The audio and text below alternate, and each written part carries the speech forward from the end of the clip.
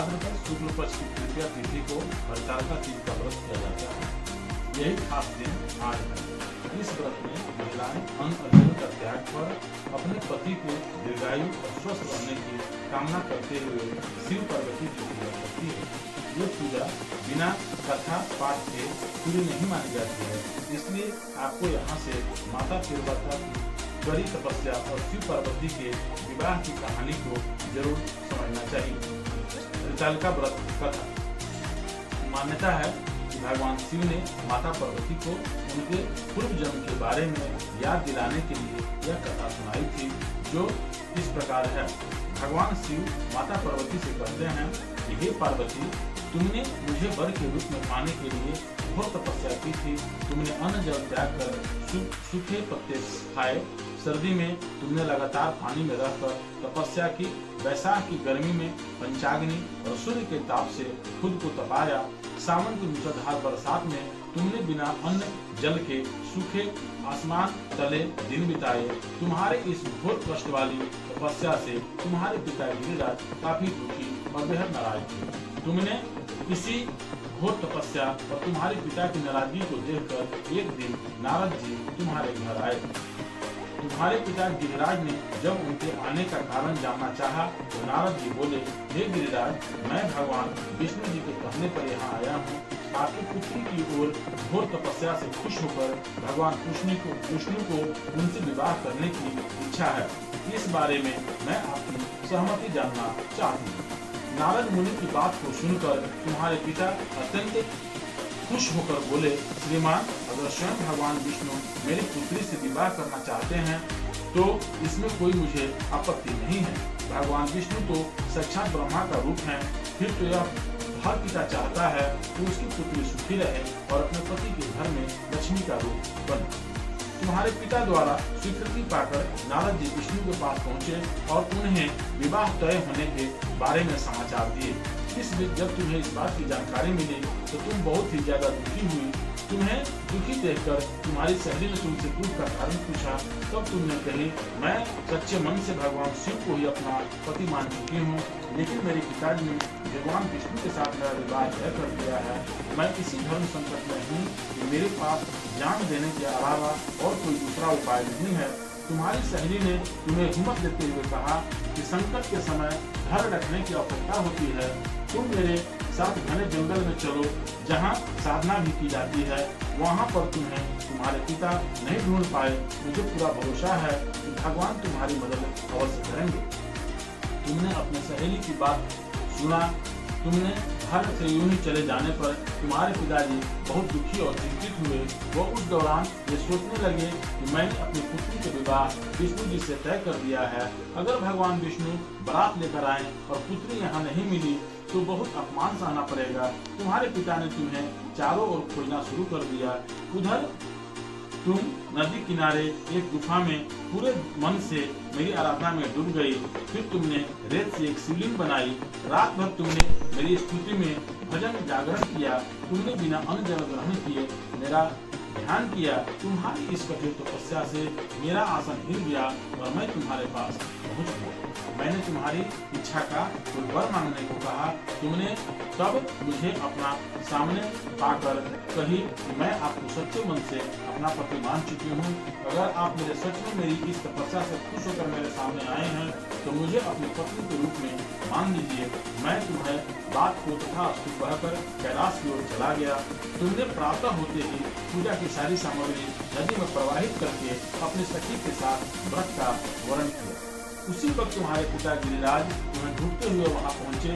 तुम्हारी इस हालत को देखकर तुम्हारे पिता बहुत दुखी होकर तुम्हारे इस कठिन तपस्या का कारण पूछे। तुमने अपने पिता को समझाते हुए कहा, पिताजी, मैंने जीवन का ज्यादातर समय कठिन तपस्या करके बिताया है। मेरी इस कठिन तपस्या का केवल एक ही उद्देश्य था, शिव जी को पति के रूप में प्राप्त करना। मैं आज अपनी तपस्या की परीक्षा में खरी उतरी हूँ।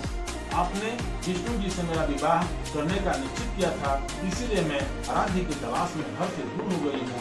अब मैं घर आकर साथ ही साथ चलूंगी जब आप महादेव के साथ मेरा विवाह कराने के लिए तैयार होंगे। तुम्हारे पिता ने तुम्हारी इस इच्छा को मान लिया और तुम्हें अपने साथ वापस ले आए। फिर कुछ समय बाद तुम्हारे पिता ने हमारा विधि विधान के साथ विवाह कर दिया। भगवान शिव ने कहा आगे हे पार्वती, तुमने भाद्रपद की शुक्ल तृतीया को मेरी पूजा करके जो व्रत की उसी का फल है जो हमारा विवाह संभव हुआ है। इस व्रत का ये महत्व है कि जो भी अविवाहित कन्या इस व्रत को करती है उसे गुणी, विद्वान और धनवान वर पाने का सौभाग्य मिलता है। वही विवाहित स्त्री जब इस व्रत को पूरी विधि से करती है तो सौभाग्यवती होती है और पुत्र व धन की सुख प्राप्त करती है।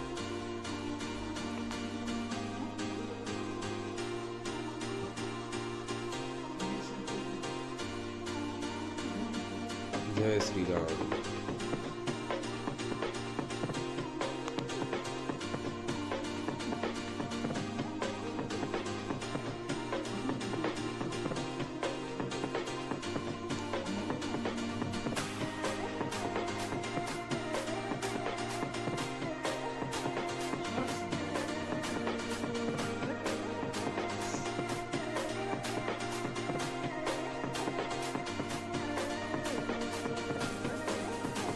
महादेवा एक दयंत दयावंत चार भुजाधारी, माथे पर तिलक सोहे मूस की सवारी। हार चढ़े फूल चढ़े और चढ़े मेवा, लड्डुअन का भोग लगे संत करे सेवा। जय गणेश जय गणेश जय गणेश देवा, माता जाकी पार्वती पिता महादेवा। अंधे को आंख देख कोढ़िन को काया, बाझन को पुत्र देत निर्धन को माया। सूर श्याम शरण आए सफल कीजिए सेवा, माता जाकी पार्वती पिता महादेवा। दीनन की लाज रखो शंभु सुत बारी, कामना को पूर्ण करो जय बलिहारी।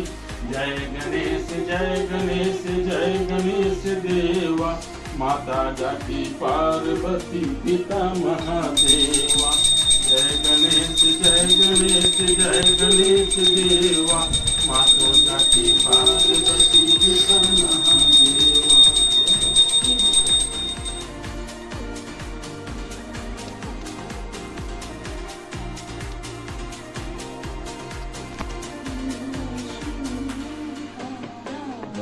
जय शिव ओंकारा, मैया जय शिव ओंकारा।